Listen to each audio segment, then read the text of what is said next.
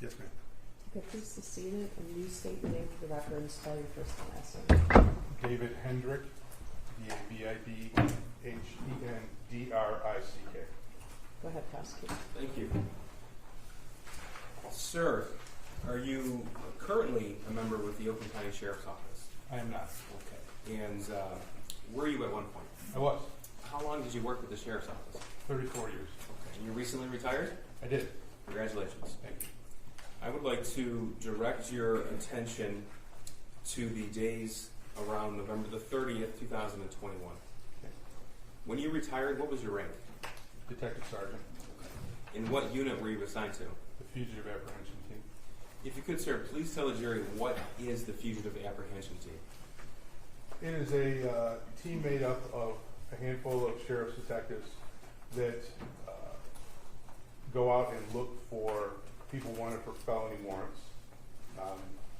We either felony warrants that are issued by the Sheriff's Department or Sheriff's Department cases or other law enforcement agencies in the county that have requested our assistance in locating those individuals. Okay. And as of November of 2021, how long have you been assigned to the Fugitive Apprehension Team? 4 years, I believe. Okay. And did you retire out of that unit? I did. So all told, how long did you spend as a detective sergeant in the Fugitive Apprehension Team? A little over 6. 6 years? Okay.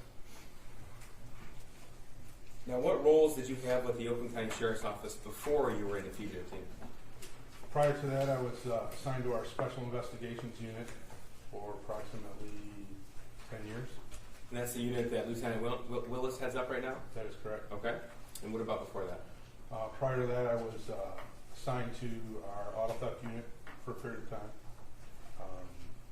all those as sergeants. I was also assigned into our Auto Theft Unit as a deputy prior to getting promoted to sergeant, and as a patrol investigator, which is a substation detective, prior to that. Okay. For a few years. And then prior to that, were you on the road as a patrol deputy? I was. In your 6 years working with the Fugitive Apprehension Team, could you put a number on how many fugitives you've sought? Hundreds. Okay. Several hundred. And that's probably a conservative number? Yes. Now, are you trained to locate someone who does not want to be found? Yes. All right. Now, what are some things that a person might do if they don't want to be located? Leave their residence. They often will stop communicating with family, friends, things of that nature. Okay.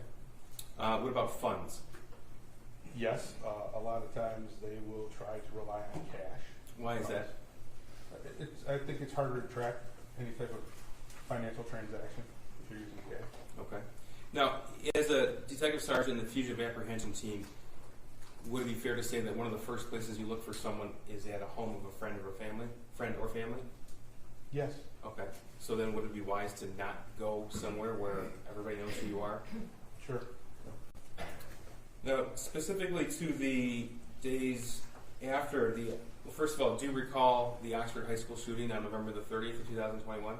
I do. Okay. And were you working at that point? I was not working that day. Okay.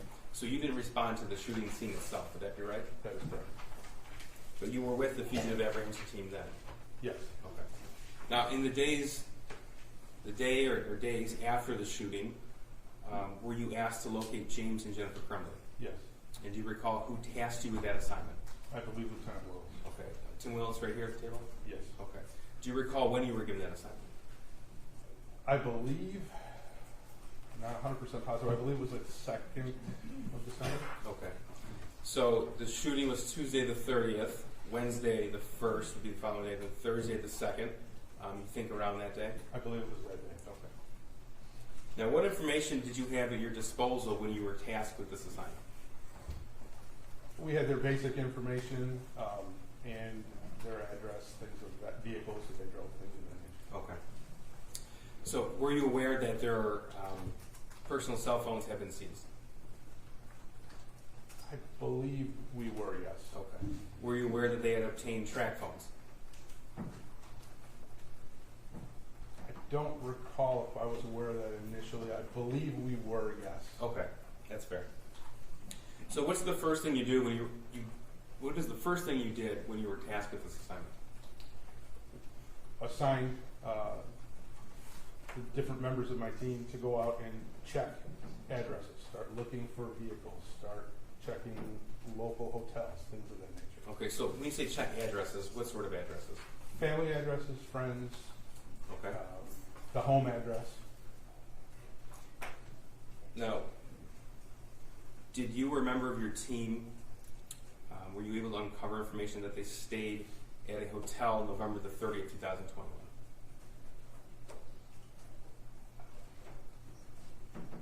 I believe so, but the specifics of what hotel I don't recall. Okay, that's fair. You said you had the James and Jennifer's vehicles identified that morning. Correct. Okay, were you made aware that a vehicle was located? Yes. Tell me about that, please. That vehicle was located in the city of Auburn Hills Where at in the city of Auburn Hills? at an extended stay hotel. Okay. And do you recall which day it was located? December 2nd. Correct. And what did you... I misspoke. December 3rd. Okay, December Located in 3rd. the afternoon of December 3rd. Okay. So when you received that information, what did you do? I had everybody respond to that area to set up surveillance on that vehicle, check the hotel to see if they were still registered guests there. Okay. And did you come to find out that they had been registered guests, but they left that morning? Yes, I'm not sure the exact date they left, but it very well could have been that morning. Okay. It's fair to say that they left and they left that vehicle there. Is that Correct. correct? Okay. So did you have a team member sitting on that vehicle conducting surveillance? Yes. All right. Did they ever return to retrieve that vehicle? No. And do you recall the type of vehicle that was? I do not. If I said Kia, does that sound right to you? That does sound right. Okay.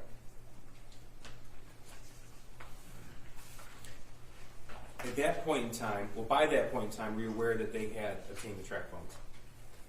Yes. Okay. Did you learn at that point in time that they had obtained another set of phones as well? I don't believe I knew that. Okay. So that would be new information to you. Yes. Now, at the time the Kia was found, you said it was the afternoon of December the 3rd. That would have been a Friday. You had detectives conducting surveillance? Correct. Okay. And tell us what happened next, please. Well, we sat and watched the vehicle all afternoon and all evening, Of Friday the 3rd? Friday the 3rd. Okay. And it was later in the evening of Friday the 3rd that I was made aware that their other vehicle had been located And where was that located? in the city of Detroit. Okay. Now, prior to discovering that their other vehicle was located in the city of Detroit, were you aware that James and Jennifer Crumbley had been formally charged at noon on Friday the 3rd? I was. Okay. And what did you do with that information? At that point, myself and one of the other detectives went to what we learned is their attorney's office and attempted to locate the vehicle that we had not found yet. And I spoke to their attorney. Okay. And why did you do that? Well, I wanted to make sure that she was aware that a warrant had been issued and introduce myself as the person that was looking for them and try to broker a safe, event-free surrender. Okay. And were you able to do that? I was not.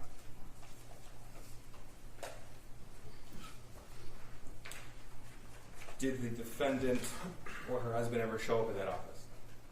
Not the time we were there, no. Okay. And that was Friday, December the 3rd. Do you recall approximately what time you went there?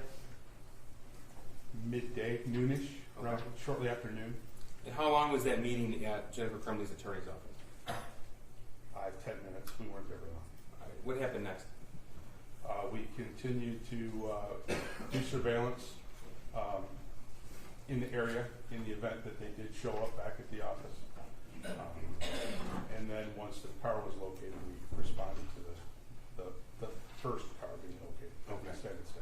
So I take it the fugitive apprehension team doesn't just sit and wait when somebody doesn't show up at their attorney's office. So were other steps being taken? Yes. Tell me about that, please. I had several other members of the team checking different addresses, checking hotels, all the things that we would normally do, continually looking. Okay. And were you working with other law enforcement agencies at this point in time? There were other law enforcement agencies that were offering their help, and they were actively looking in their areas as well. Okay. And what agencies were those? I believe the U.S. Marshals, the Border Patrol. I received calls from the ATF. I know I believe the state police were looking, the Detroit police were looking. Everybody in that general area was looking for the vehicle that was still unaccounted for. Okay. And is that something that typically happens in a fugitive situation? Depends on the case. One of this magnitude, yes, that information would have been put out as be on the lookout for that vehicle. Okay. So as the detective sergeant in the fugitive team, you were the one fielding these offers for assistance? Yes. Okay.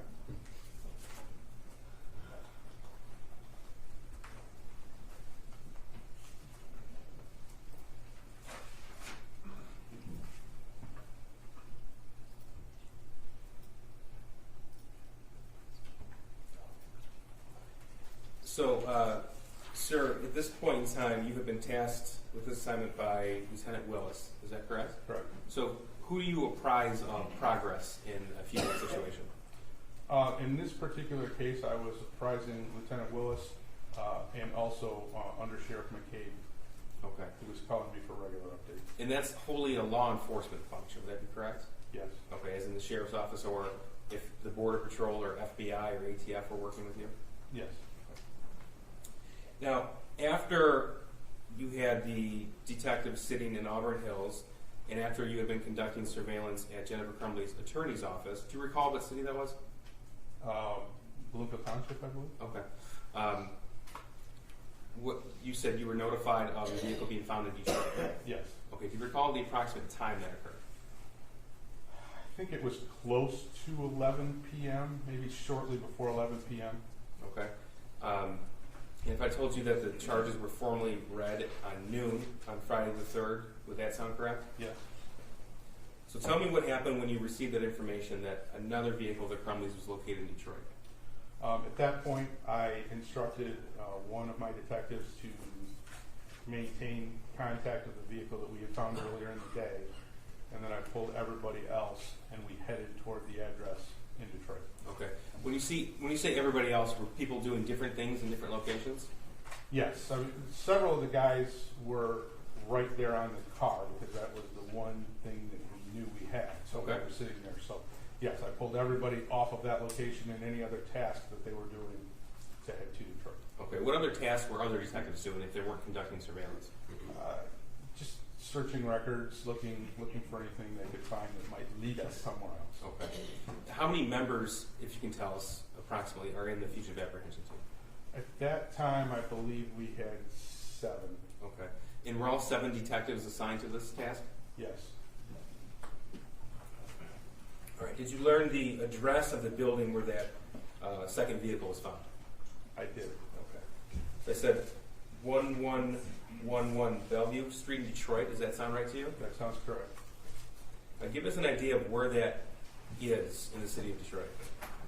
It would be, I guess, on the east side of Detroit near Belle Isle, just a couple blocks in from Jefferson there, which is the main drag that runs along there. Okay, so close. So we're oriented near the Detroit River? Yes. Okay. And what's at that location? That is an industrial building that it was multiple floors and had multiple different suites or rooms in it. Okay. Tell me your observation when you arrived at that location. When we first arrived, the Detroit Police Department was there. They had the vehicle blocked off so nobody could get in or out of the parking lot. It was the only vehicle I recall being in the parking lot. And there were several Detroit officers on scene at that point. And when we say several officers, are we talking about 5 or 6, or are we talking about more than that? More than that. Give us an idea of how many officers were on scene. At that particular point, when we arrived there was probably 15, 20. Okay. And did additional law enforcement personnel arrive as the night wore on? They did. Okay. And all told, could you give us an idea of how many police or federal agents were there on scene? I'm guessing by the end of the night, there were probably around 100, I'm Okay. guessing. And we say the end of the night, did the night end with the apprehension of the defendant? It did as far as my team was concerned, Okay. yes. So by that point in time, there were over 100 law enforcement personnel on scene. I would estimate. So you said you recalled being notified that the second vehicle was located in Detroit around 11 p.m. on Friday the 3rd? I believe shortly before 11, but around 11. Yes. Okay. Do you recall about what time you arrived there? We got down there pretty quick that hour of night, probably 15, 20 minutes. Okay. And so we're talking about 11:10, 11:15-ish, and I don't want to guess, so just tell me if that sounds right. Or a little bit earlier. Or a little bit early, okay. And there were already about 15 or so, at least, officers on scene? Yes. All right. So, once you arrived on scene, did you coordinate with other officers? Yes, I talked to whoever was in charge, the sergeant or the lieutenant, I'm not sure what his rank was, of the Okay. Detroit Police Department that's there. And then was a plan formed to search that industrial building? Yes. Tell me about that. As more officers arrived, we were able to gain access to the building, and we kind of formulated a plan that several of us would search the second and I believe third floor of the building, and the Detroit Police Department was going to search, their SWAT team was going to search the first floor. Okay. And sir, you've been a part of searches for fugitives in buildings in the past, I take it? Yes. Okay, give us an idea of what that looks like. It's a very slow, methodical process. You slowly approach every door. You do your best to make sure that obviously no one gets hurt inside or outside. You make entry in, and then you search every place inside of the room you're in that could possibly hold an individual. Okay. Is this a quiet endeavor or is noise made? It can be quite noisy. Okay. And it's quite noisy the night of December the 3rd, 2021? Yes, it was very noisy. So you had, I think you said 7 detectives at your disposal in your particular team? Yes. Okay. And there were other teams conducting searches at the same time? Yes. So each team was searching different areas of the building, would that be right? Yes, we searched. Each team kind of was responsible for a certain floor of the building. Okay. And were there police vehicles on the perimeter of this building? Yes, Okay. Could you give us an idea of how many police vehicles you saw? dozens.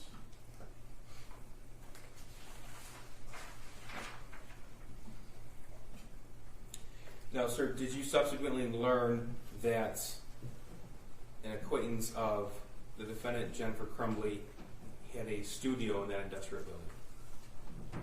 I learned that at some point, yes. Okay. So you weren't involved in the actual apprehension of the defendant or her husband, is that right? That is correct. Okay. And tell us, if you know, how the apprehension occurred. I believe that when the Detroit Police SWAT team searched that room, they were located inside of that room. Okay. And do you recall the time that occurred where they were found? Approximately 1 o'clock in the morning, I would think. Okay, so somewhere that'd in be Saturday, December the 4th? there. Yes. After they were apprehended, were they turned over to you? Yes. Okay, and then what happened? Myself, and 2 other officers transported them directly back to the sheriff's office. Okay. They were in each of their vehicles, and I was following. Okay, and just so the record is clear, do you see Jennifer Crumbley in court today? I do. Can you please point to her and describe something she's wearing today? It's great. Blazer. With record reflect identification of defendant. Jennifer. Record will reflect the accredited identification of the defendant. I have nothing further. Thank you. Good morning, afternoon. Good morning. You have obviously a lot of experience with law enforcement, correct? Yes, ma'am. In addition to your position where you're tasked with tracking down fugitives, you also have additional experience as a police officer who has arrested people in the past, correct? Yes. And there are different ways that a person accused of a crime can come into custody of the sheriff's department. Is that a fair statement? Yes. Okay, so if you see a crime take place, you can immediately go and arrest that person upon seeing a crime take place. Yes. You have the ability to go to the court, present facts, and ask the court to sign an arrest warrant. Is that correct? Yes. Now, if an arrest warrant is issued and outstanding, if a police officer were to pull someone over for a traffic stop that had a warrant, they could be taken into custody at that point. Yes. And that has happened before, where during a routine traffic stop, you see, oh my gosh, this person has a warrant. Yes? Yes. It's also possible when warrants are issued that there are arrangements, and you're not a part of this. The defense attorney and the prosecutor can make arrangements for the defendant to turn themselves in to the court. I can't speak to arrangements that would be made between the attorneys. It's possible, though, for arrangements to be made that you're not a part of making, correct? Yeah, I would have possibly, yes.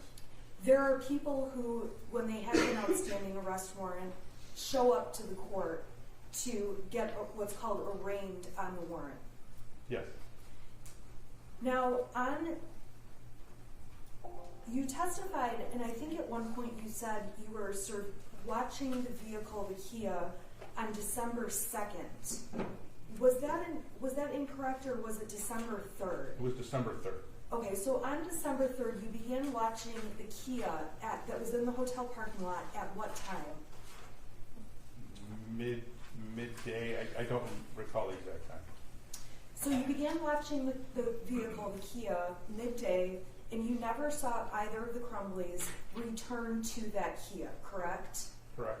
It was midday on the 3rd that the prosecutor's office announced there was a warrant out for Mr. and Mrs. Crumbley. Correct. And on that day, you did not speak with Mr. or Mrs. Crumbley. They did not make any statements to you, correct? Correct. You testified that you stopped by an attorney's office. It's fair to say that was my office. That's correct. And we met very briefly, actually, in the hallway of my office. Correct. And during that meeting, I told you I am trying to make arrangements for my client with the prosecutor. Judge, I have to object. Counsel can't be a lawyer and a witness. The court has talked about this as early as March of 2022. Right. We have a I'll waiver withdraw. I'm right sorry. at point. I'll withdraw the question. If there were any arrangements being made between a lawyer and the prosecutor, you're not aware of those arrangements, correct? Correct. Do you pay attention if the lawyer files an appearance with the court, letting the court know Mrs. Crumbley has a lawyer? Not typically, no. So you would not be aware if Mrs. Crumbley had officially hired a lawyer, and they filed an appearance saying, I'm representing Mrs. Crumbley. Normally, no. So that night, you testified that ultimately you ended up over in Detroit where the other vehicle of Mr. and Mrs. Crumbley was found. Correct. Now, when the other vehicle of Mr. and Mrs. Crumbley was found, you have no idea how that vehicle got to Detroit. Correct. You have no idea if Mr. and Mrs. Crumbley rode in the car together or if one of them drove that vehicle there. Correct. You also have no idea why they may have left a vehicle at the hotel in Auburn Hills, correct? Correct. And knowing that they stayed at a hotel in Auburn Hills, we can agree that Auburn Hills is close to this courthouse. Correct. Auburn Hills is located in between, essentially, this courthouse and Oxford. Is that a fair statement? And I don't know the geography real well, even though I live there. You could say that. Okay, so we know that one of their vehicles is local in Auburn Hills, correct? Correct. And the location in Detroit is less than an hour from here. Correct. Now, when you went to that building where Mr. and Mrs. Crumbley were ultimately found, that building you described as an industrial building, correct? Yes. You testified that there are multiple suites within the building. Yes. And it's fair to say there are several businesses that operate out of that building. Yes. It is not an abandoned building. No. It is not an abandoned warehouse. No. So if there were ever comments made that Mrs. Crumbley was found in an abandoned warehouse, that was simply incorrect. It was not an abandoned warehouse. Correct. Your testimony was that at approximately 1 o'clock a.m. on the 4th, so later that night, that was specifically when Mr. and Mrs. Crumbley were located in that building, correct? Correct. And to your knowledge, they were found in an art studio where a business had an operating art studio. I'm not sure what actually was in the studio. I never actually entered the studio. The portion of the building that Mr. and Mrs. Crumbley were in was not some abandoned, barred up area of the building that was vacant. Correct. So there was a business or something going on in that studio. I just want to make it clear that it wasn't something that was abandoned, where no one was going or using over time prior to that day. But I don't know what took place in that studio. I never entered that studio, but I do not believe it was an abandoned studio. So they were ultimately apprehended around 1 o'clock in the morning. Correct. And do you have knowledge, and if you're not the right witness, please let me know, of what Mr. and Mrs. Crumbley were doing when they were apprehended at 1 o'clock in the morning? I have no idea. I was Thank not you. in the room. Okay, thank you. Matt? Sure. Sir, the fugitive apprehension team, your function is to find the fugitive. Would that be right? That's correct. Okay. And this is a law enforcement function. Yes. Okay. And you were given your directives by Lieutenant Tim Willis of the Special Investigative Unit. Yes, sir. He's the officer in charge of this investigation. Yes. Okay. Now, the rooms that you cleared, they weren't homes, apartments, or lofts, correct? No. Okay. No. Thank you. Nothing further. All right, you may step down and you're excused. Your Honor, can we have a quick bathroom break? Sure. About 10 minutes. Okay. All right, for the jury. I'm sorry. I'm going to find out. I'll let you know as soon as I know. I don't know, but I don't care.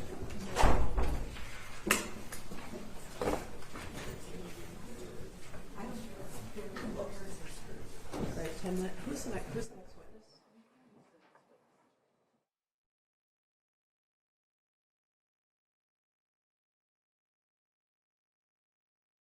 This is lined up, so we have to see what's good. Okay. All May right. I please know which 4 witnesses are lined up so I can prepare my materials? Give the whole list We need last the time. whole. Yeah, the whole list, right? 9 people. You've already done There 2. was an email of 9 people yesterday. I agree. Or I'm just 4 this asking morning. which 4 are on the hallway. This is not an unusual request. The other These are- 7 are lined up for today. Okay. This is ridiculous. I'm gonna go.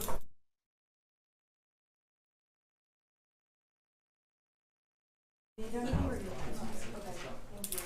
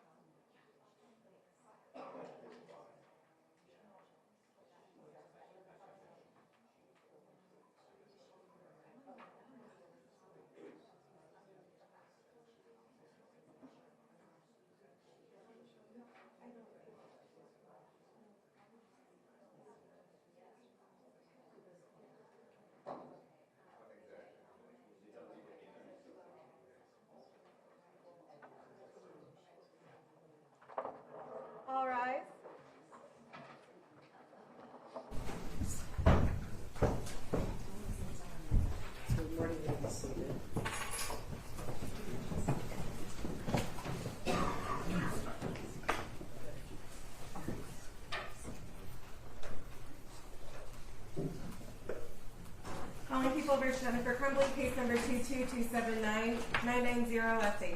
Ready for the jury? Yes, Yes, sir. Thank you. We'll bring it in.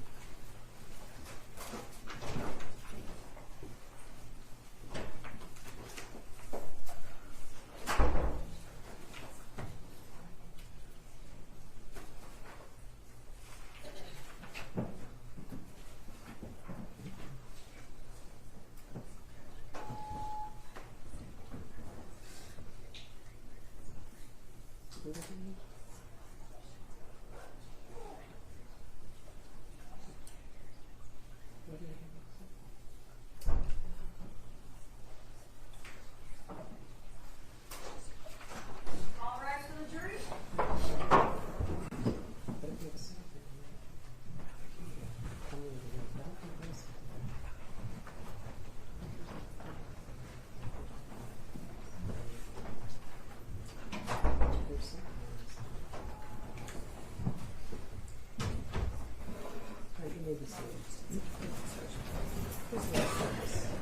Maybe approach briefly, just about this witness.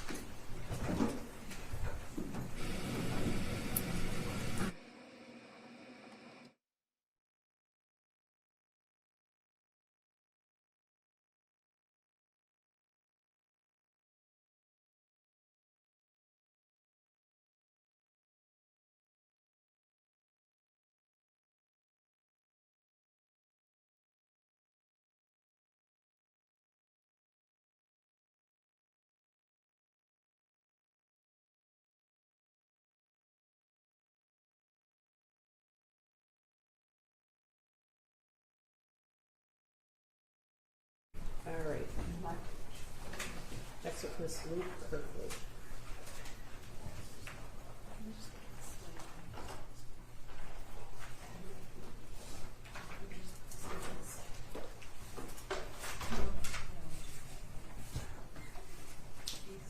Do you know who it is? Oh, yeah.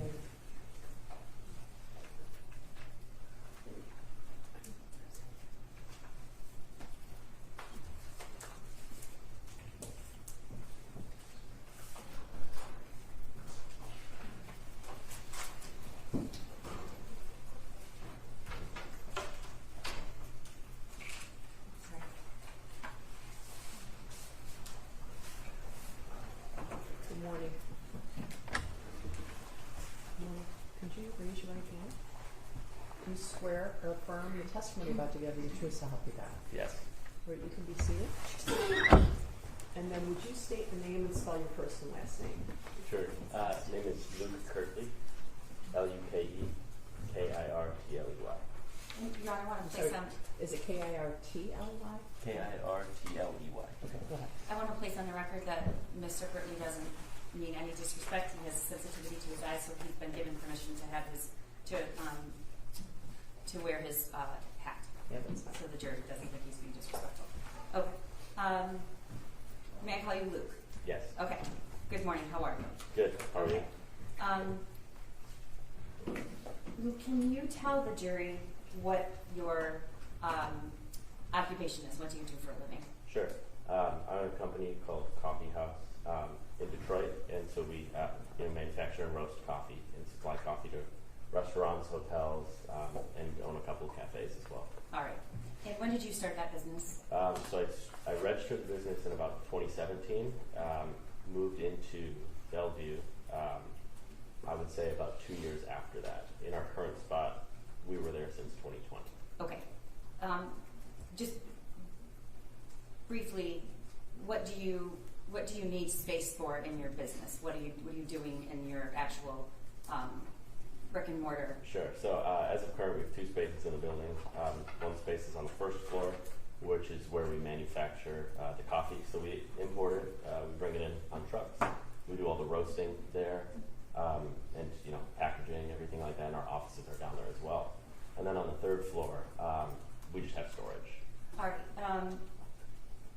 And the address of that building is what? 1111 Bellevue Street.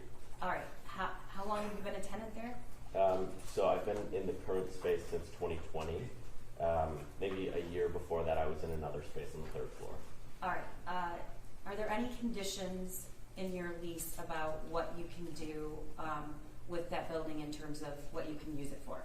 Definitely. Yeah, I think there's general terms and conditions that you define within the lease. You know, to my knowledge, what I've seen. Can you have a business that has people residing there overnight? No. At least in my specific lease, you're not allowed to sleep there at all. All right. Can you describe to the jury, aside from the address, about where that building is in Detroit? Sure. So it's generally when people ask me where my office is, I tell them it's right across from Belle Isle. So, you know, Island in Detroit. We're about 2 blocks off of Jefferson, which is a pretty fairly main road, Jefferson and East Grand Boulevard. Specifically, this is Bellevue between Lafayette and St. Paul. Okay. And about how many other tenants, if you know approximately, are in that building? I would say in terms of leaseholders, maybe 10. Okay. Is there anything else significant about that building with regard to storage? Is there parking? Yeah, so in general, where maybe, you know, employees and tenants of the building are on the street, which is just free, open parking, and then there's 2 parking lots. There's, I don't know, north or south or east or west, but on one side of the building there's a parking lot which is gated, you know, you have like a little clicker to get in, and then on the other side there's a strip of guest parking that they identify, and then the same thing, kind of like a remote sliding gate. And so who has the fob or the remote to get into the parking lot? Tenant. Okay. Is there any indoor parking or garage? So there are indoor garages. There's a couple different spots. There's one side of the building if we're looking at the front of the building on the left, there's essentially like an empty part of the building that hasn't been developed yet, that they store like a truck when they spread salt and whatnot. That sits in there. And then there's a main garage door, which tenants use actively to go in and out of for loading and unloading. Okay. And then on the first floor, there's an elevator that you can drive a car onto and go up and down through the floors. Okay. And what would be the reason you need a car elevator? So the building was for like car manufacturing in the 20s. Okay. So it was there. It's the original elevator from when the building was built. But tenants like myself and a woodworking company on the second floor will use it to move cars up and down, load, unload, generally. All right. So in addition to your coffee roasting business, you have another hobby. Is that correct? That's correct. All right. And what is that? Tell the jury what it is. Yeah. So I like to drive cars. So I cycle through, sell, buy cars just to enjoy. And so presumably where you're getting at is on the third floor. I put cars up there every now and then. We have one of the storage units as a garage door ourselves, so we can pull a car in there. So at any given time, how many cars do you have personally? 2 or 3. Okay. I want to take you back to November 30th of 2021. How many cars did you own at that time, if you can remember? I believe 2. It might have been 3, but as far as I know, it wasn't that many. All right. And did you have a reason, that was a Tuesday, did you work that day during the day? Yes. And about what time did you leave? Not sure exactly. Being a business owner, I work really random hours, so sometimes late, sometimes early, but generally speaking, I get off around 6-ish. Okay. Talk to me about activity. Have you been there at night past 10 o'clock before? Yeah. What's the building occupied around that time? Do you have people that are still in the building working? Very rarely. So there's one tenant to my left, which is like a breed rare plants, to my knowledge. They are intermittently there late. It's not a pattern, I would say, if anything, so they're just kind of there. And then there's a vinyl sign company as well. The owner's often there late, but I wouldn't say he makes like a particular habit of being there at a certain time. But generally speaking, when I go there to like switch cars around or anything, it's empty. Okay, let's back up.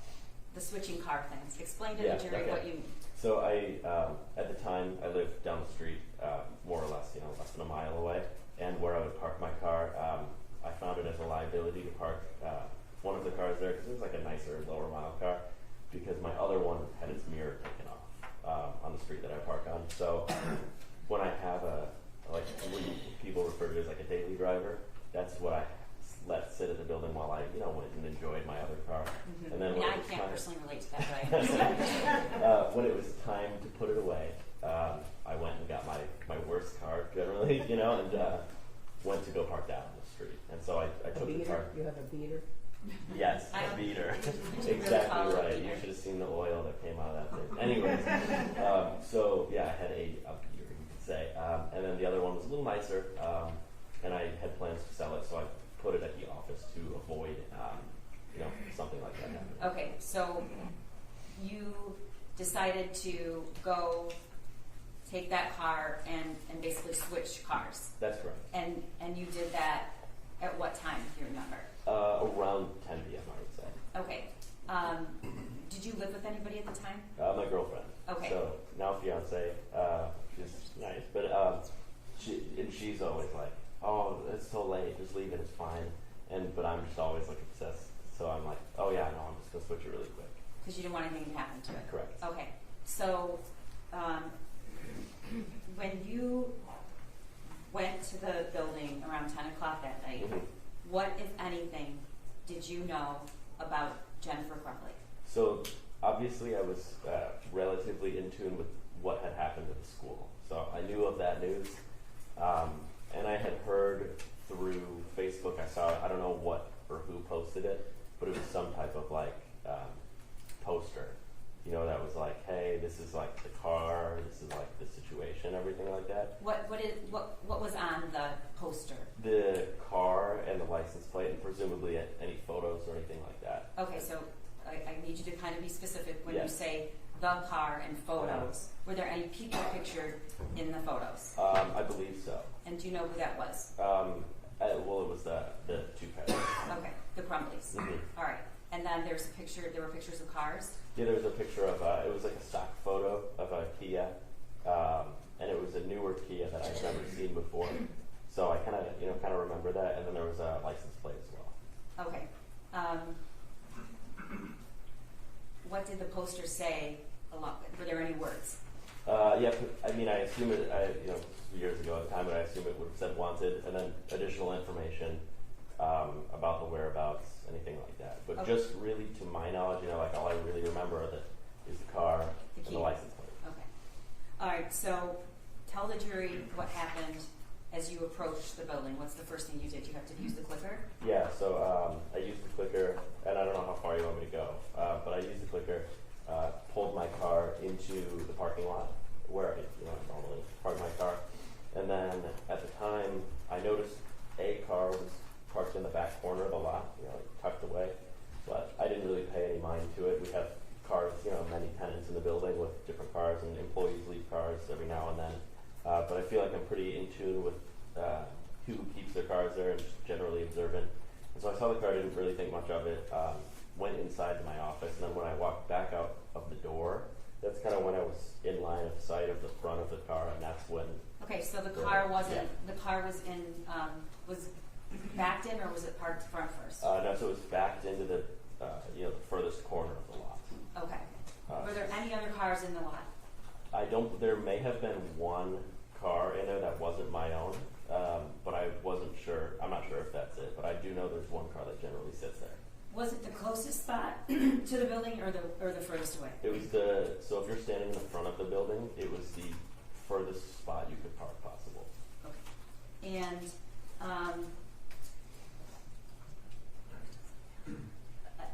I'm sorry, I said November 30th, and I apologize. It wasn't November 30th. I was asking, did you know what happened on November 30th? Yes. Okay. Uh-huh. What was the day, though, that you went to the at 10 o'clock to switch the cars? I'm not sure off the top of my head. Whatever day. Was it a Friday? I'm not. Okay. If I told you it was December 3rd, do you have reason to believe that was incorrect?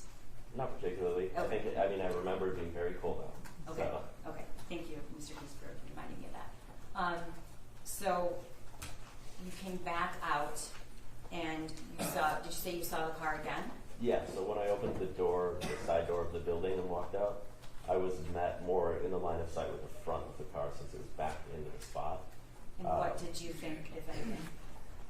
Really, I just thought it looked a little familiar, and it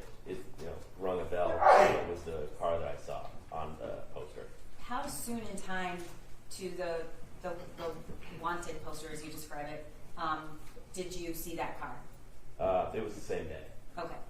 All right, so what did you do next? So I saw the car, but obviously it was backed in, so I didn't see the plate, which I thought was peculiar, just because it was a newer car and I hadn't seen it before. So I pulled up on my phone the poster I found it. Hold on. And I think you're hearing people next door. Oh, okay, I'm okay. sorry. Yeah, Okay, so you pulled up the poster on your phone. so I found the poster, and I was doing this as I was walking to the car. And by the time I had the poster up, I turned my flashlight on and walked around the back of the car on the driver's side to the back, and then obviously put two and two together that was the plate that was on the poster. So the license plate, did the license plate match what was on the poster? Or Yes. Mm-hmm. not? Okay, and then what happened? And then so I looked over and saw somebody sitting next to the car on a curb. So there's like a general curb. Saw somebody sitting there On the driver's side? on or- the passenger side, rear passenger side. There's like an elevated curb that you could sit on. It's probably 2 feet tall. Okay. And somebody was sitting there, put up in like a blue plaid hoodie. And I wasn't like, Did you say anything? I didn't say anything. As you approach the car and it's facing you, correct, the front of it? Mm-hmm. Did you see any figure on the passenger side wheel? Okay. No, it was also dark. Okay. Was there a line of sight? For instance, when you turned around and you, from the back of the passenger, could you see in front of you, or was there something obstructing that? No, it was a pretty clear, straight shot. As to whether or not we would have been able to make eye contact in theory, I'm not 100% positive, Okay. just based off of like the angle of where the door and the car is. Would it be, if you were standing where that person was sitting, would you have been able to see somebody approaching the car? If I was standing, then yes. If I was sitting, I'm not 100% positive. Okay. So, did that figure in the hoodie move? No. Did that individual turn around and respond to your flashlight? No. Did that individual say anything? No. Did you notice anything else? Do you know what the individual was doing? No. Okay. What did you do next? Turned my flashlight off and very calmly walked back into the building as if I didn't see anybody. Why did you do that? Because I assumed after connecting that it was the plate that it was somebody related to the incident. Okay. And how are you feeling in that moment? Quite tense. I remember specifically putting the plate 2 and 2 together. It's like that's a feeling you've never felt before. Okay. But so then I walked back into my office. And I locked all the doors. And then Were you afraid? I would say so, yeah. I wasn't aware of, I mean, it was a lot of emotions were going on at the time. Okay.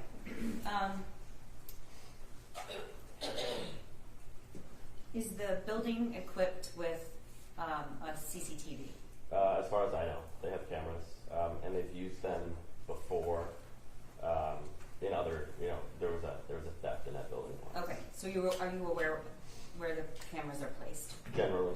Okay. And there's one in the parking lot that we're talking about right now, and then there's a few in what I would consider like the main promenade of the building inside. Okay. Have you had an opportunity to view that footage in the night? That night? No, I have not. Okay. Your Honor, it is People's 344. Their phone. Oh, he dropped his phone. Okay. Your Honor, the defense stipulates to the admission of 344. Thank you. All right. Like you can see on your monitor there. We're gonna. What are we looking at? Okay, so this is a camera from the rear of the building. I actually didn't know that we had a camera here. Okay. There's another camera, which in this there's that trash like kind of receptacle back there in the top right corner. Okay. There's another camera there. All right. So, what's up on the right corner, top of the page? What is that? That's like a dumpster. Okay.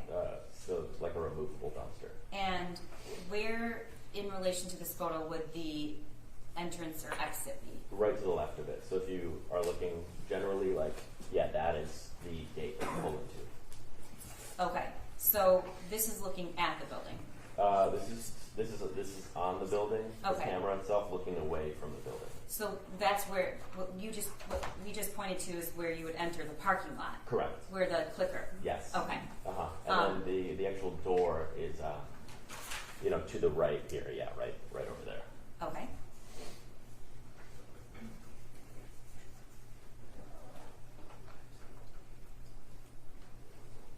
Okay. For the record, Your Honor, the timestamp is 22 minutes off. It seems to be a running theme with all surveillance. So that would be what time of? One moment, Your Honor.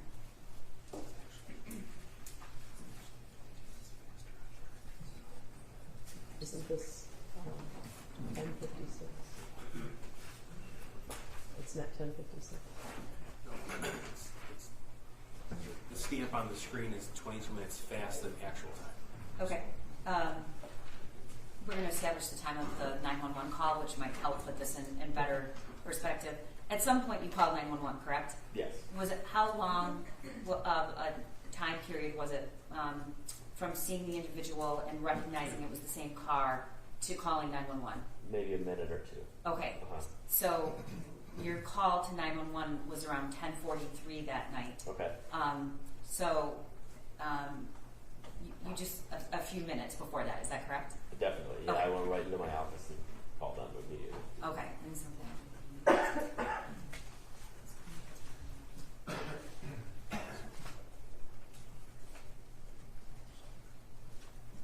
okay. So I believe that's around 10:34 that this footage is from, but we can clear that up. And we're going to play that.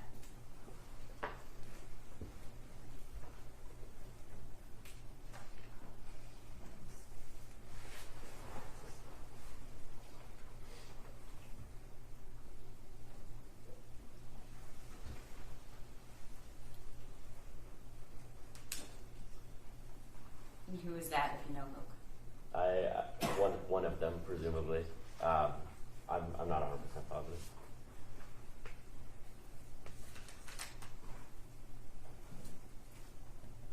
Is that your car at the top? I believe so. That would make sense. All right. Well, we'll wait till Yeah, you're. we'll wait until I pull it in, and I'll definitely be able to know.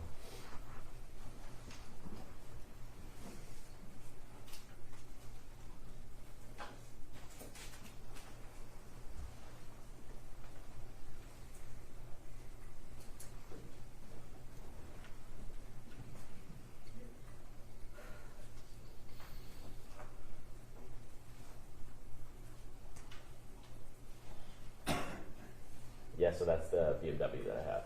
Okay. Mm-hmm. And your spot, that parking spot, is that how close to the entrance of the building is it? I'm parked right next to the door. Okay. And the place where you saw this Kia and we saw an individual walking towards the left, where would that car? Like we can't see it, but where would it be parked in relation to this screen? So where is their car? Yes. In the bottom left, right there. Okay. So at the top, do you see can you tell the jury what you're doing? Going into the building, looks like. Okay. You can see me look over at the car too, right there for the first time. Also, just for the record, I don't know if this is my BMW or the Volkswagen, but I know I had those two at the time. And they both have roof racks, unfortunately. Okay.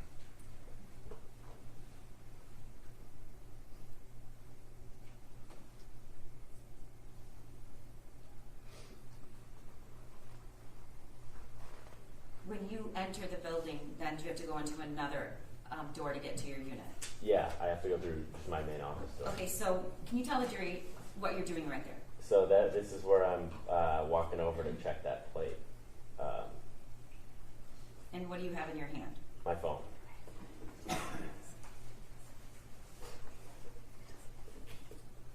I've never seen this too.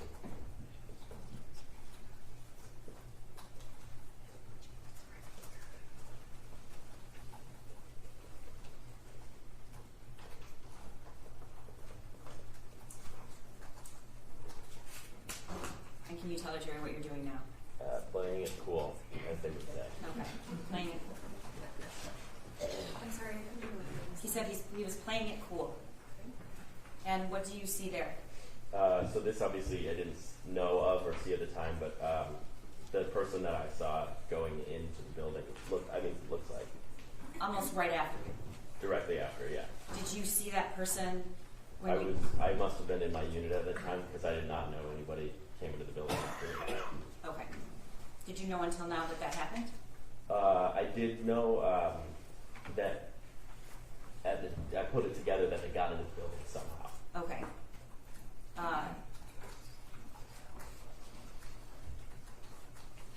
Okay, so there's a car at the top entering the parking lot.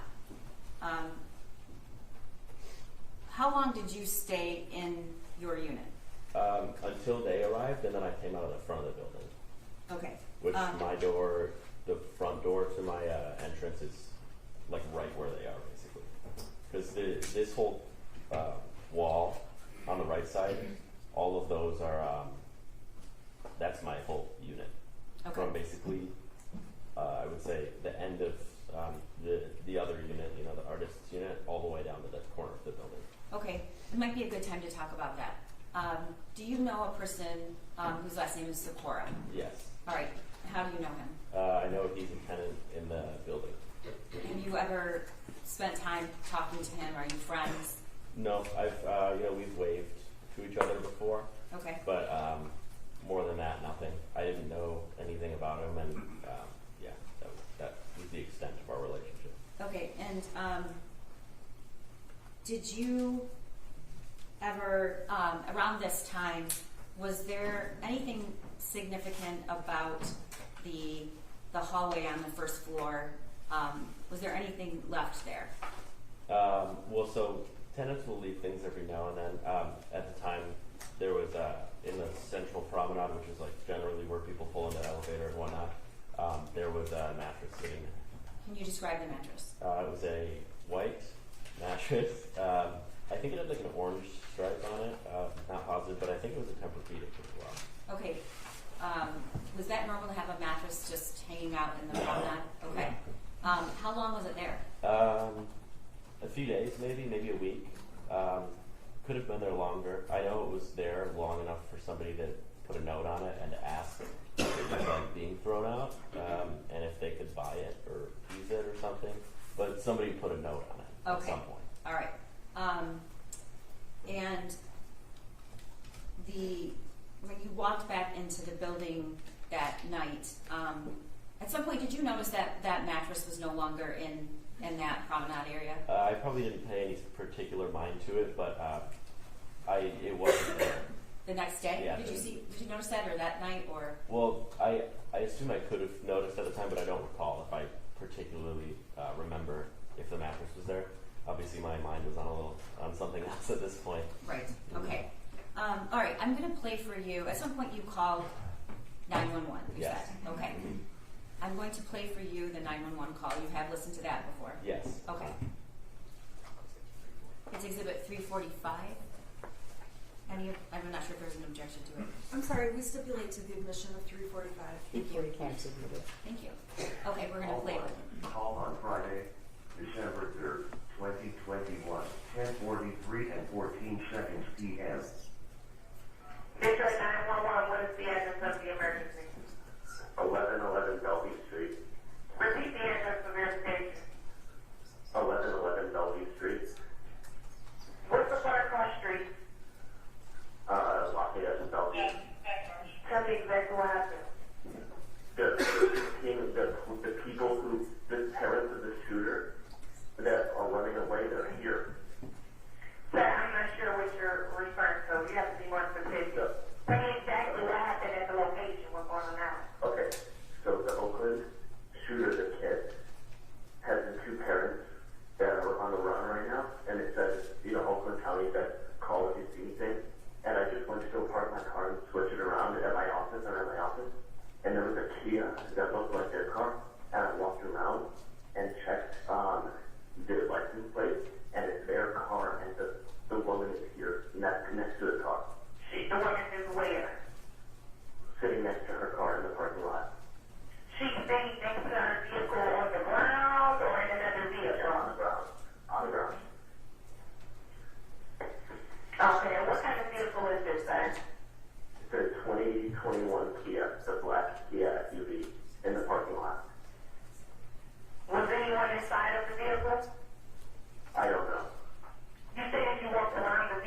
was inside? You didn't? I walked back to look at the license plate because I saw online that that car was backing. Do you have the plate number? 1 second. It's BQG5203. Repeat that plate for me. BQG5203. Okay. And the vehicle was parked in a parking lot and the mother is Yes. I have it next to my car in the parking lot. I'm inside my office now. and the mother is sitting on the ground. What is she wearing? Yes. She's wearing a hoodie, but I don't know what kind. What color is the hoodie? I don't know. I think it was plaid, but I saw her first glimpse and I ran inside because I like my car. So you're not sure what color the hoodie was, but you seen her sitting there? Yes. Okay, so what's your name? Luke. Okay, well, we're speaking into that area. Thank you. Okay, yeah, I can't believe it. They're here. Okay. Is that, do you want me to stay on or am I? No, sir, you're fine. Okay, all right, yeah, they're here. It's crazy, like that. Those are the people are looking for. Okay, so they'll be there shortly. Okay, thank you. Yeah, thanks, bye. Okay, so that is the 911 call you Yeah. made, correct? Mhm. Okay. And where were you when you made that call? So I was sitting in the corner of my office, which at the time was a great spot because it was kind of hidden away. It was So you kind were of hiding?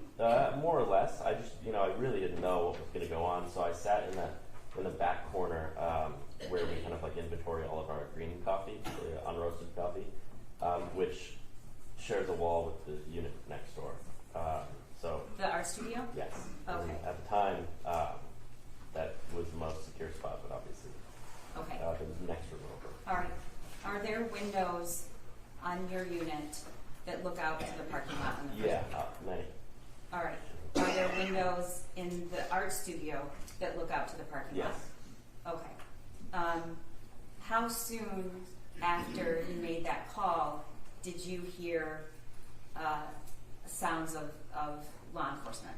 Well, I saw the lights through the window, and that's when I came out. 5-ish minutes. All right. How many cars approached? It wasn't many. It was like 1 or 2. All right. And what did you do? I met them out there and basically gave them the lowdown. Said the car in the corner is the one, and then I let them into the building, and they went because you can only access. I didn't have my fob, obviously, that was sitting in, or the garage opener that was sitting in the car. So opened the door for them. Then they went out the side door, verified the plate, and then a lot more people showed up. Okay. Talk to me. Tell the jury about that. So maybe 5 minutes after they personally identified that was the car that they were looking for. I mean, it must have been 20 or 30 officers at that time. Lights and sirens? Oh yeah, don't know if the sirens were on particularly, but lights were on for sure. I mean, people came like locked and loaded. There were a lot of guns. All right, locked and loaded. What does that mean to you? Can you describe that to me? The officers who were inside of the building had full-on rifles walking through the space. Vests? Yep, Okay. definitely. Do you remember what it said on their vest? No, but I know U.S. Marshals were there Okay. at some time And how do you know that? because they told me. All right. The people you spoke to, what law enforcement agency at the first 2 or 3 cars that I arrived? assume they were. Okay. At some point, did you go back into your unit? Yes, definitely. Yeah. That night. When was that? Sometime between now and there was a time where an officer took me to like a central command center area that they set up a couple blocks away. But they told me to hang out in the office sometimes. I sat there for a little bit. I stepped outside for a little bit. Generally, kind of like floating between outside and. Okay. When you were in your unit, could you hear any sounds? Yeah, generally I can hear quite a bit. It's just the windows. Half of the walls are just windows. Okay. And then all the walls, it's just 2 pieces of drywall, no insulation.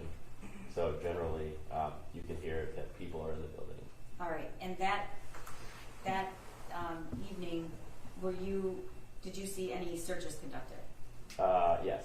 All right, and was there one officer or more than one? How many were in the building, if you know? 10. Okay, and were they silent or were they talking? No, they were talking. Okay, so they were making a lot of noise. Yeah. Okay, and you, at that time, did you have any idea where this individual was by the car? No. So they asked me. I didn't think they were at all involved in entering the building or not. I would have thought that they, because they just asked me what I think, and I was like, they definitely would have taken off. Okay. So they had, essentially a perimeter. I was standing with an officer, and he was like, "Oh yeah, like we're scouting out the surroundings and whatnot." So I, at the time, if you would have asked me if they were in the building, I would have told you 100% no way. But you didn't see them go anywhere? Nope. You just thought they would be running? Yeah, I didn't think there was a situation where they would have been able to access the building without the fob. I see. At some point, the Crumbleys were apprehended. Were you there? I was at the command center thing that I described earlier at the time. Okay, so did you observe searches just in the house, or were you aware that there was searching going on in the area? No, I was just aware that there were searches going on in the office building. Okay, and did you return to your office that night? Well, I had to get my car. I don't know if I entered my office afterwards. Okay. Oh wait, I did walk into the office because I was walking with officers. All right. Do you know if that was before or after they were apprehended? That was after. I was not there during the apprehension. One of the officers, when we were sitting at the command center, was like, "Here they go," and then took me to the office. And did you recognize anything about either one of the individuals? I never saw the individuals. Okay. I only saw a car, a squad car leave. Okay, I appreciate that.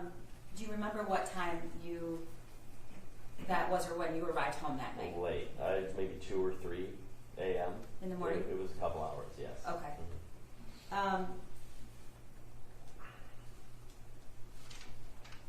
At some point, did that mattress reappear? Yes. So afterwards, I don't know if it was the same day or the following day, but the mattress was back into the hallway, and there was a bit of a tangle as to what happened with it after. Somebody had placed it in front of the artist's door at a time, and then it got moved back to the center and kind of went back and forth because I don't know whose it was, but I assumed they didn't want it after what had happened. So I don't know where it is now, but it was generally floating around the office building for a couple days afterwards. Okay. Thank you, Luke. Yeah. Cross. Thank you. Good afternoon. Good afternoon. My name is Shannon. I'm going to ask you some questions. If I confuse you in any way or ask a bad question, can you please let me know? Sure. Okay, thank you. I just want to go back. You're a tenant in the building. Your business is in that building, is that correct? That's correct. And there are other businesses in that building. Yes. It is not in any way, shape, or form an abandoned building. That's correct. Now, you were testifying about how you have cars that you store in the building. Is that correct? Mm-hmm. Is that a yes? Yes. And I'm sorry, the court has to make a clear record of yes Sure. or no, so they can't record mm-hms. Okay. But I knew what you meant. Yes. Okay. So you have cars that you don't want people to see that occasionally you have over at your place of business, correct? That's correct. So at night, if you have a nice car, you actually put it into the building so that people out in the parking lot can't just see it out and about. Yes, though I would say I'm very particular about my cars. I would say that generally people don't think like that. Okay, but if you're thinking like that and you want to make sure people don't see your cars, you know if you put them in the building, they're safer. That's correct. It's in my my unit specifically, so I have a garage unit that I pull the car into because technically it's still in public view by the other tenants if I were to just park the car. And we aren't allowed to park our car in this space generally. I only use it for my specific unit. Okay, I see. And on that date, it's fair to say no one asked you, hey, can somebody put their car in your private space in the building, correct? Correct. Now, you testified that when you saw the person out in the parking lot, they were sitting outside of their car. Is that correct? Yes. And when you even walked over with your flashlight, that person didn't get up and run away, anything like that, correct? Correct. Could you tell what that person was doing? No. Just If sitting. If I told you they were smoking cigarettes, do you recall seeing that? No. So they stayed sitting even when they saw you with the flashlight out there. That's correct. And after they saw you with the flashlight, we saw in the video, you went back in playing it cool, correct? Yes. And that person appears to have walked back into the building as well. Yes. You weren't aware that they walked back in the building, but we can see now on the tape that that's what happened. Correct. And you testified that when you could see the person out by the car, they could also see you, correct? Not particularly. If they were sitting behind the car, like I mentioned, there's a chance they couldn't have met direct eye contact with me coming out of the building. So they may have seen you or may not have. Correct. Now, you testified too that when this was all unfolding, you put yourself in the most secure spot in your space, in your tenant space, correct? Yes. You went into your office and felt like you needed to hide out in the most safe place you could find. I wanted to be as far away from my doors as possible, given the instance somebody perhaps would enter or hear me or anything. And from what you knew about this case, there is this statewide manhunt for Mr. and Mrs. Crumbley. That's correct. And from what you knew, it appeared that law enforcement, the marshals, the border patrol, sheriff's department, law enforcement around the state are looking for the Crumbleys, correct? I would say my extent of who was looking for them was only to the actual poster that I saw. Okay. I wasn't particularly familiar with the gravity of the situation. You were familiar that it was important, though, because when you saw them, you obviously knew, I need to call 911 and That's make correct. sure to report this. Yes. And if anything, you were shocked that you ended up seeing their vehicle at your place of business. Yes. Now, when you saw people coming, you testified that a lot of law enforcement came in with lots of guns. Is that correct? After identifying the car. After identifying the car. Firstly, just an officer or two showed up. Okay, so an officer or two showed up. Did they have guns? No. Okay, when were there lots of I guns? assume they did have a handgun. Yeah. As officers do. Though I wouldn't see the arrival of people with any rifles or anything like that until after that was confirmed. Okay, so after law enforcement got there is when you see law enforcement coming in with rifles, guns, vests, things like that. Yes. Now, the cameras you testified about on the outside of the building, there was one camera that you said, oh, I didn't even know we had a camera there. Do you recall testifying to that? Yes.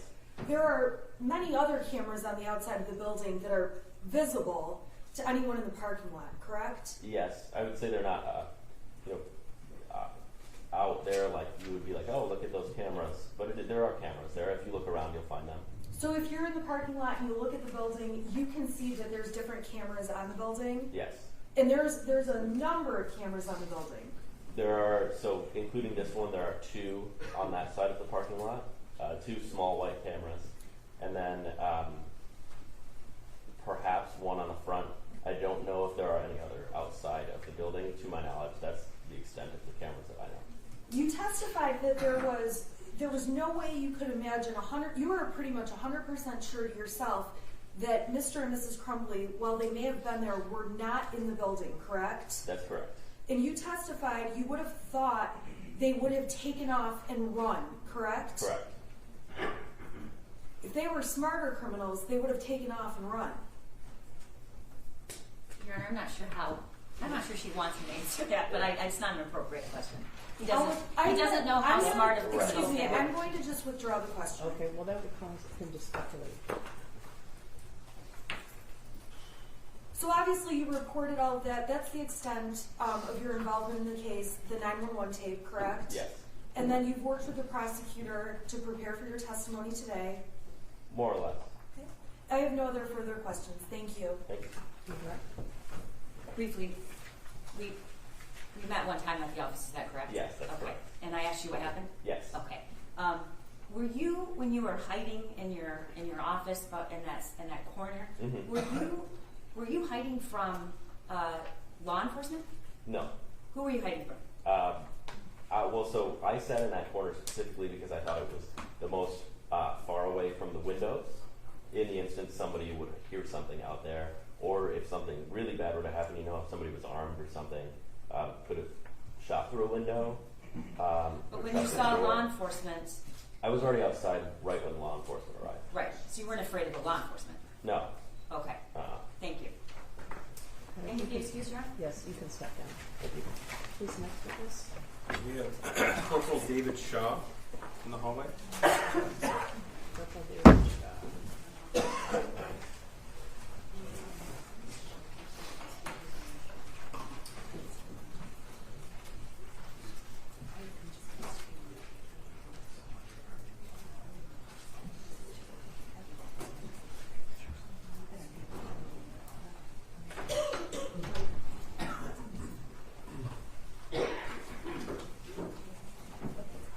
Raise your right hand. Do you swear or affirm the testimony about you is the truth, so help you God? Yes, ma'am. Would you please step up and have a seat?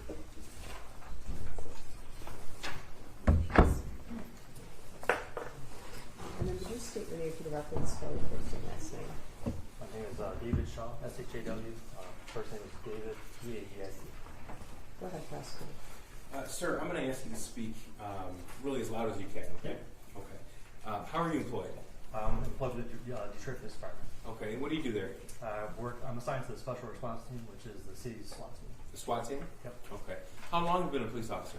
For 13 years, And what's your rank right now? corporal. Corporal. Okay. So I'm not familiar with Detroit Police and their ranking structure. Tell me what that means. So corporal is essentially would be a field training officer or a trainer of other police officers. Essentially that. Okay. And how long have you been assigned to the City of Detroit Special Response Team? For approximately 10 years. 10 years? Yes, sir. Okay. And where did you work prior to that?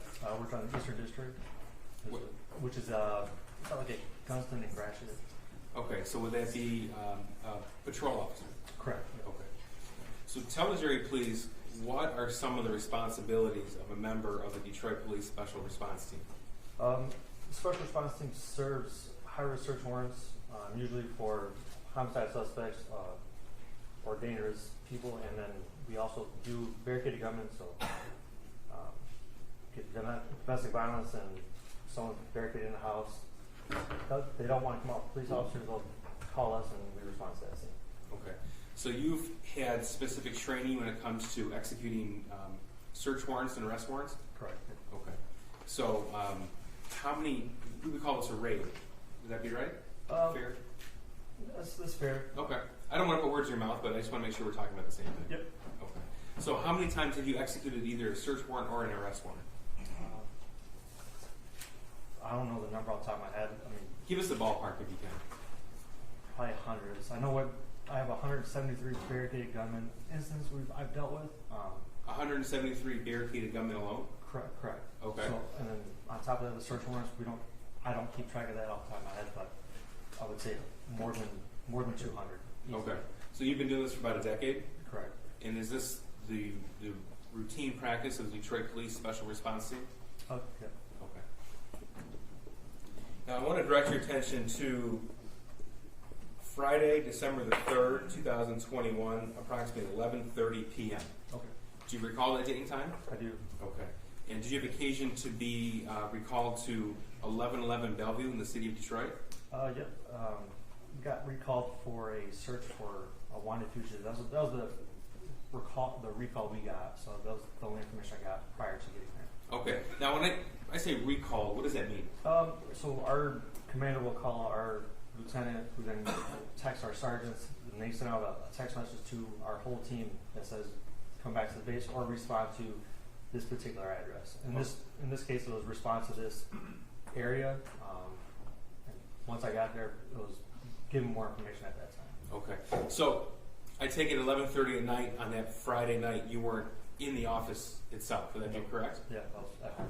Okay. So when you recalled, you're always on call, but you're called to duty? Correct. Okay. So as a member of the special response team, is it fair to say that you're always on call? I'm always on call. Yeah. Always on call. Okay.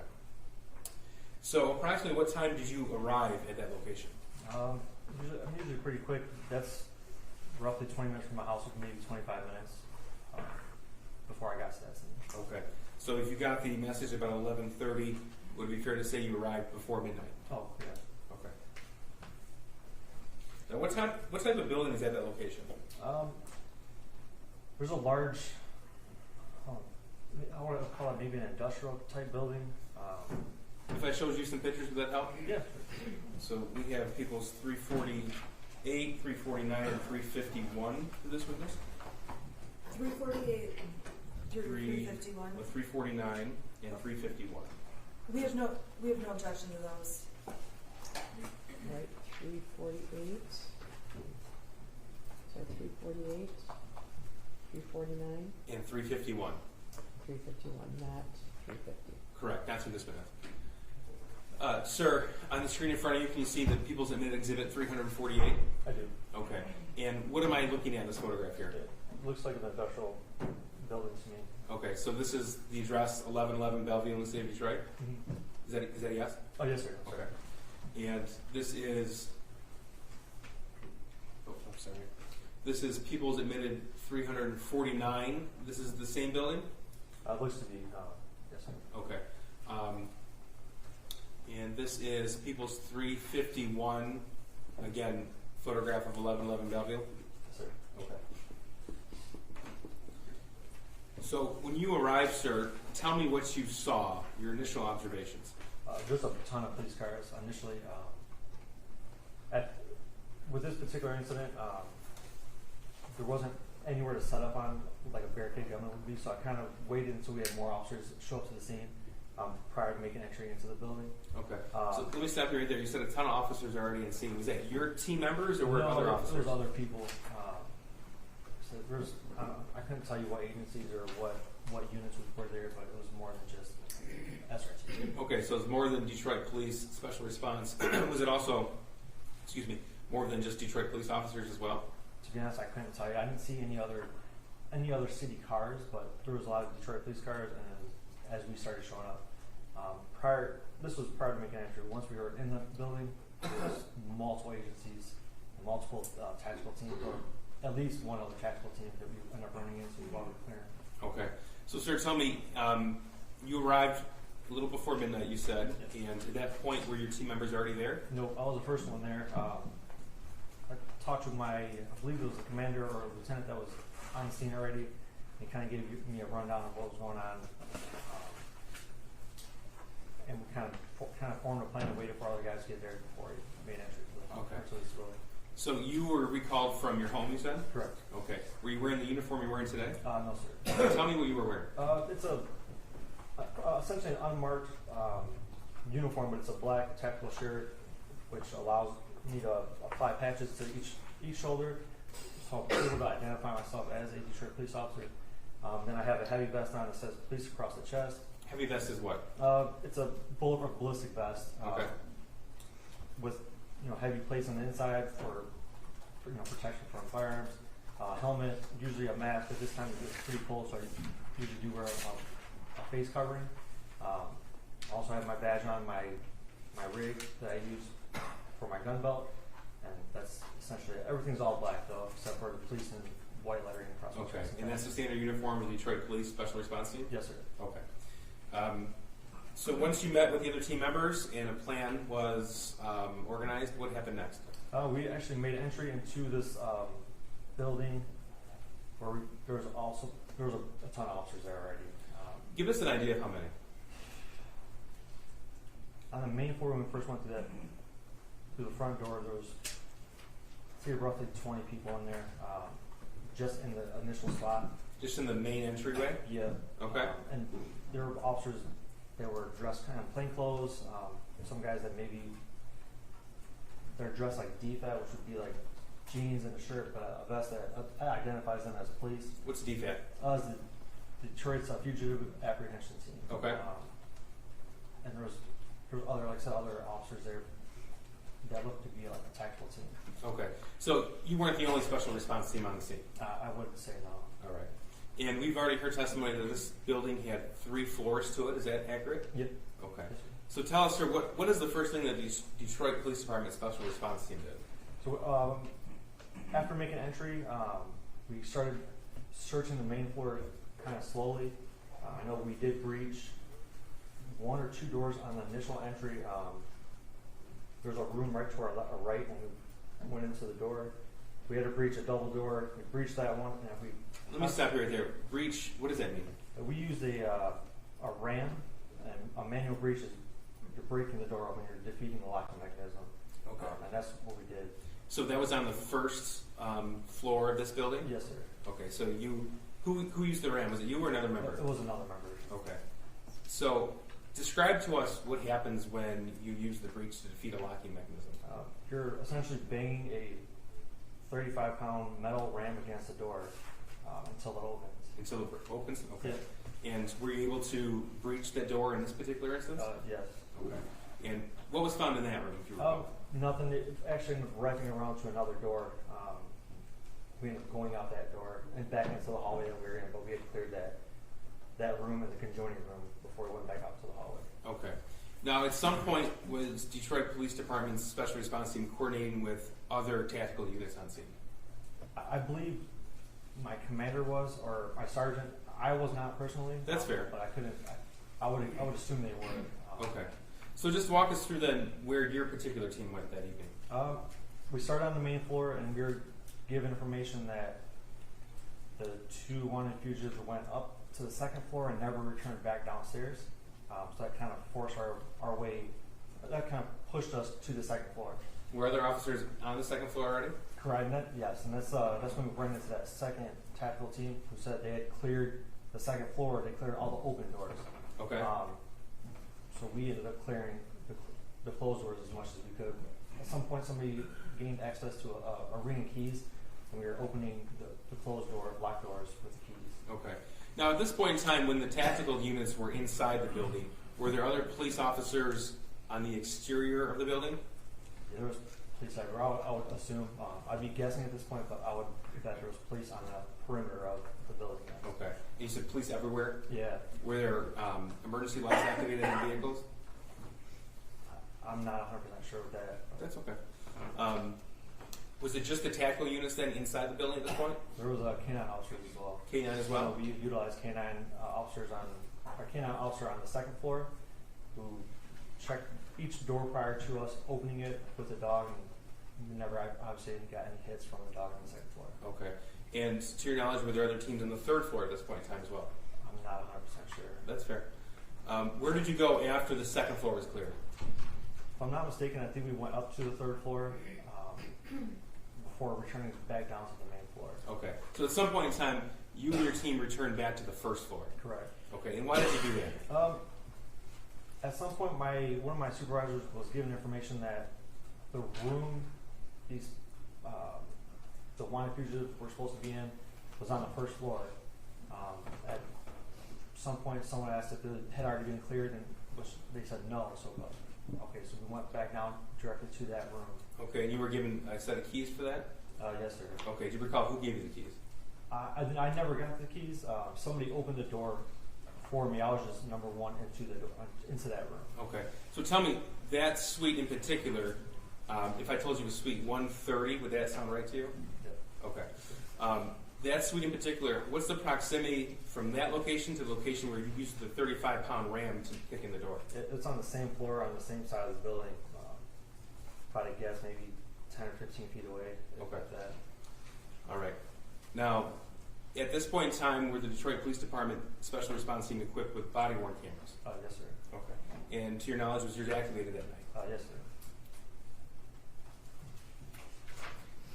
Now, how long would you say that your particular team was on this location from the time you arrived to the time that you entered suite 130? I guess maybe an hour, hour and a half, Okay. 2 hours tops, but I'd be guessing at this point. That's okay. Just an estimate, that's all we're asking. And during that hour, hour and a half, up to 2 hours, were other tactical teams also clearing other rooms? Yes, sir.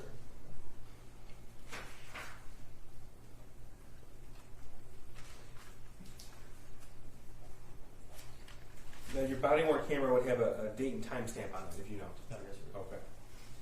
This is going to be People's 347. I don't believe there's an objection. No, there's not. We stipulate to the admission. 347 is admitted.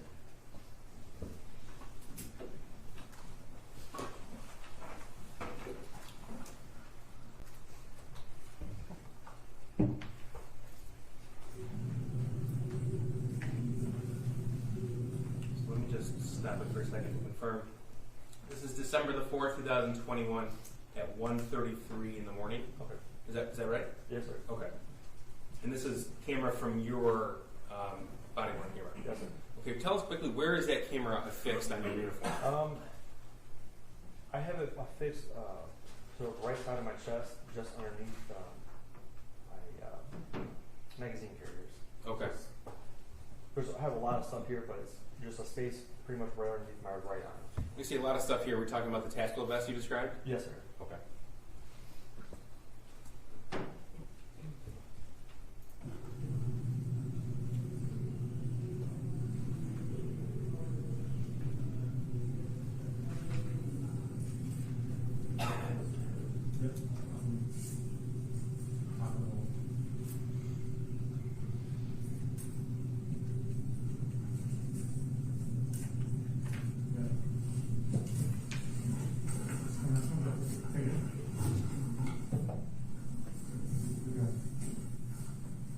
Let me see those hands.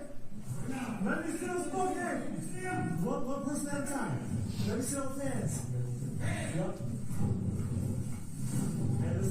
Let me see hands. Keep those hands where they're at. One hand. I'm gonna go hands. Turn around. On your stomach. Get on your fucking stomach. Hands behind your head.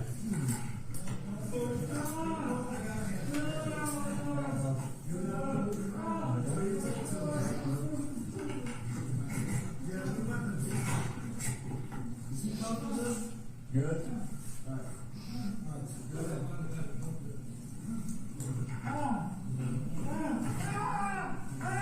Stand up. Stand up. What's your name? James. James what? Crumbley.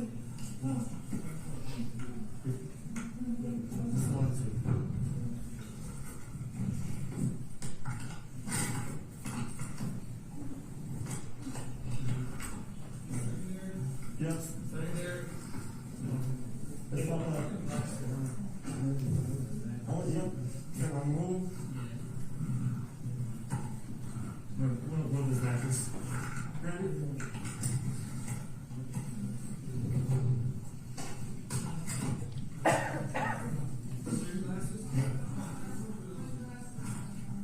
These are yours. Those are mine.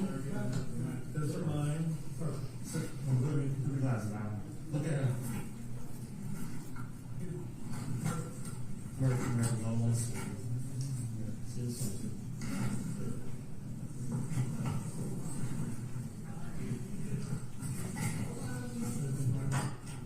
Hold on, take a minute back.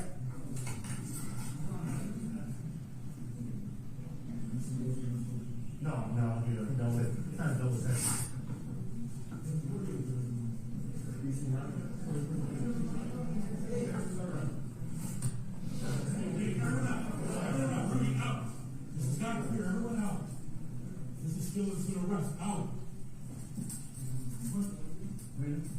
We got double check for weapons, so we're not missing still on that.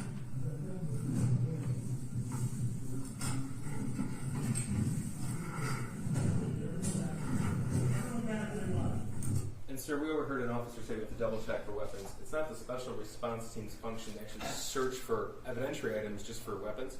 Correct.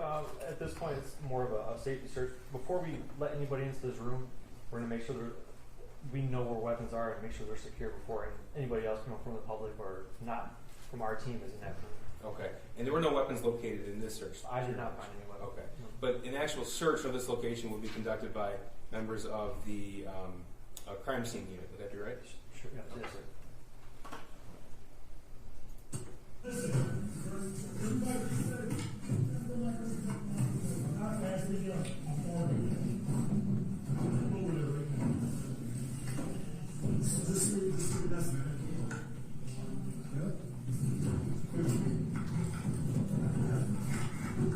Listen.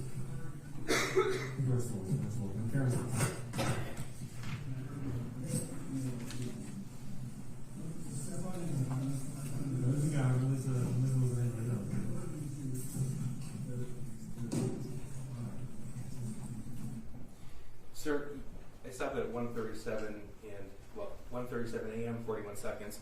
Where my cursor is, this is a window. Oh, yes, sir. Okay, and those are the windows we saw in the photographs earlier admitted that face the parking lot. Yes, sir. All right. Now, do you even know the identities of the individuals, if you recall? I believe before we made entry, we were given information that we were looking for these particular people. Okay.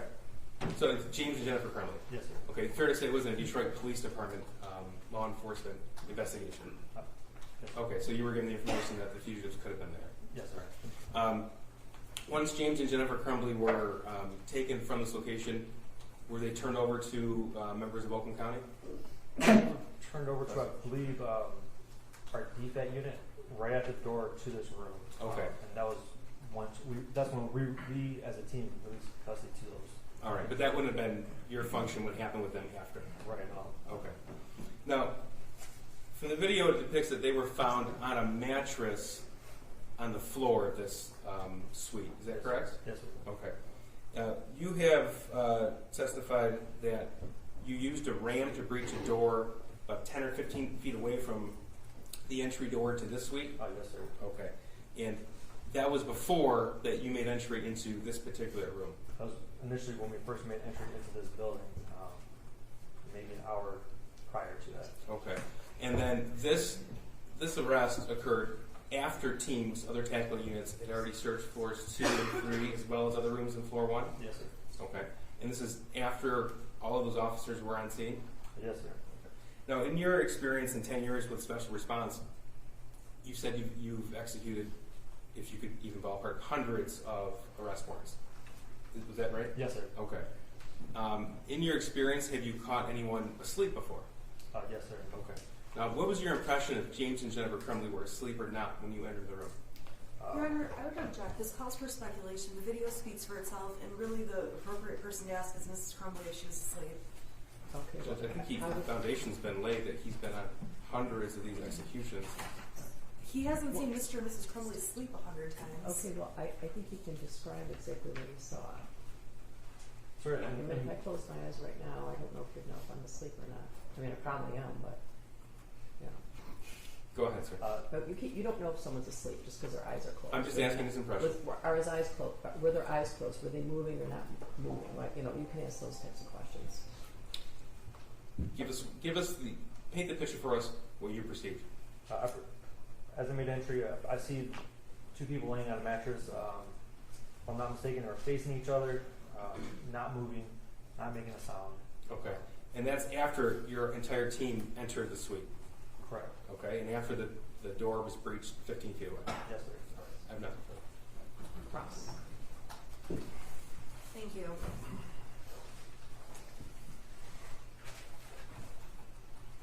Good afternoon. Good afternoon. In the video, after you guys find the people on the mattress, there's a person that's making yelling noises. Are you aware of who is yelling? It would be Mr. James Crumbley. And did you see or observe Mrs. Crumbley making any noises? I did not. There's a little bit of conversation we hear on the video about eyeglasses. Mm-hmm. Yes, ma'am. And that was Mrs. Crumbley asking if she could please have her eyeglasses. Okay. Is that fair? To be honest, looking back at it, watching the video, I thought it was Mr. Crumbley saying that was his glasses on the mattress when I just watched the video. So I may be mistaken. Okay, I have no further questions. Thank you. Redirect. None. Okay, you can step down and you're excused. The jurors' lunches are here. So unless you had someone super short.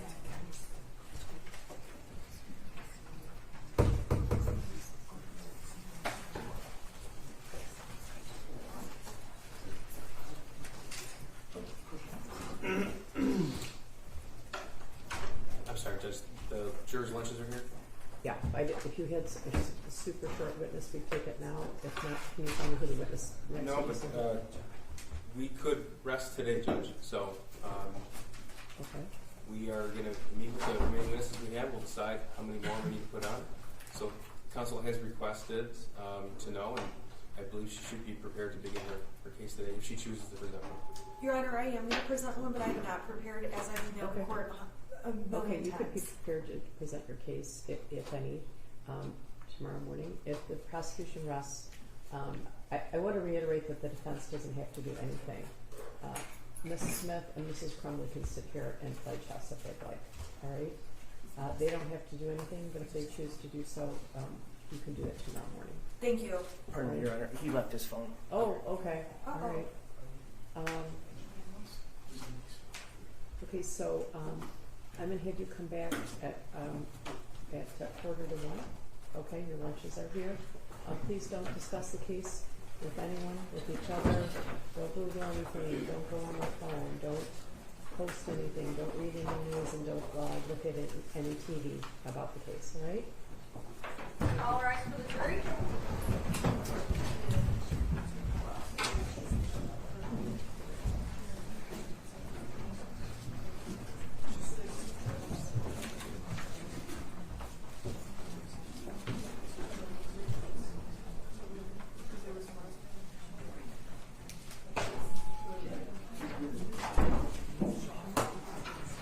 All right, you may be seated. I have a question for you. Yes, Your Honor. Okay, so, I got a response, from the people about, the assertion of privilege in the Fifth Amendment. I feel like we've mostly covered that, but since the defense filed something, I wanted to give you an opportunity to respond, which you did, but in your response, you say there's a separate non-public response. Yes, Judge. Because the information is covered by the protective order, we wanted to make sure not to put anything in the public domain. Sure. So if that has not been sent probably to the court, I'll confirm with her. Oh, office. okay, that was my question. Of course, we don't want it to be made public, but your response references another response that we don't have yet. It might be there by now. Your Honor, I'll check. I have not, and it might be in my email right now. It probably is. Was that filed today? Just today. Within like an hour ago. Okay, so I need to review their response in whatever private document they submitted. I want to make sure the court received, there was a private document I submitted as I have well that. as a public one. I Okay, have that. thank you. In fact, I would be happy to give you my copy. I've circled some things. If you would be so kind, I don't have a printer here. Actually, we'll print you. Thank you, one. thank you, Okay. thank you. All right, so I'll see you here at 1:45. If in fact the prosecution rests today, then you would, if you plan to present evidence, it would be tomorrow morning. But based on your motion and the response, I don't know if I need to make any further rulings with regard to the privilege issue and the Fifth Amendment issue. So that's kind of what I was waiting to see. Okay. I need to take a look at their response in order to evaluate that. I understand. I do too. But Okay. I may or may not I have some ideas about what to do about that, but I wanted to see the prosecutor's response first, and of course you can see that as Okay, well. that's understandable. Thank All you. right. We'll print that for you. Thank you. I appreciate it. All rise.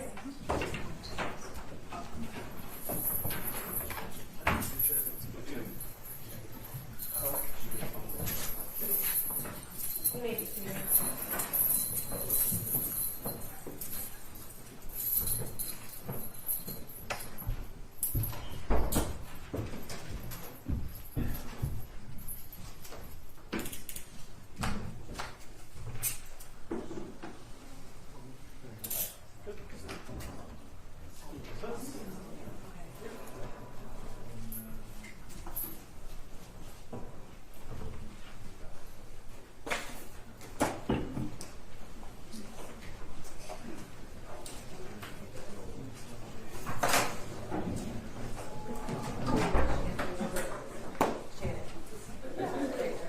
Thank you.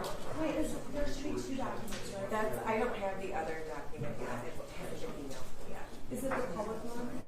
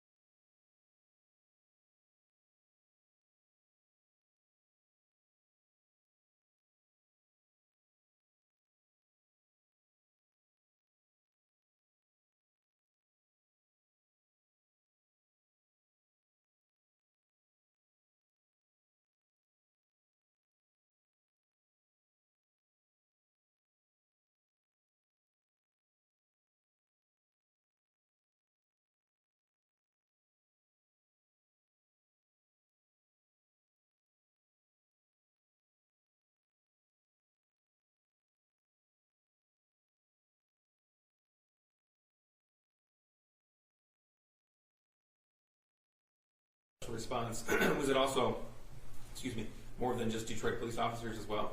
To be honest, I couldn't tell you. I didn't see any other city cars, but there was a lot of Detroit police cars, and then as we started showing up, this was prior to making entry. Once we were in the building, there was multiple agencies, multiple tactical teams, or at least one other tactical team that we ended up running into while we were clearing.